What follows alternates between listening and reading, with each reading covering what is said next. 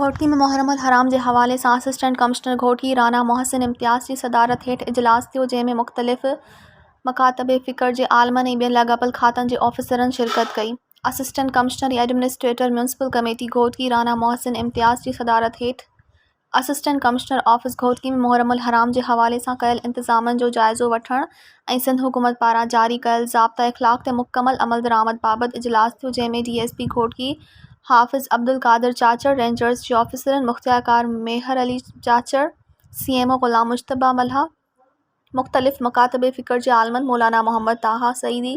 मौलाना पहलवान अली सिंह ऐं ॿियनि शिरकत कई। उन मौक़े ते असिस्टेंट कमिश्नर ऐं administrator municipal committee Rana Mohsin Imtiaz ख़िताब कंदे चयो त आलमनि पंहिंजे ख़िताबनि में मज़हबी रवादारी ऐं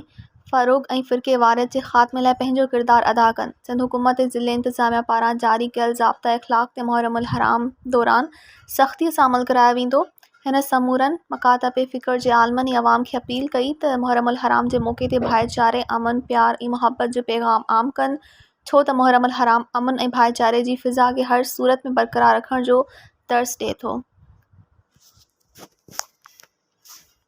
मज़ीद ख़बरनि ऐं तफ़सीलात लाइ विज़िट कयो असांजी वेबसाइट www.awamiNewsHD.com ऐं ॾिसंदा रहो अवामी न्यूज़ HD।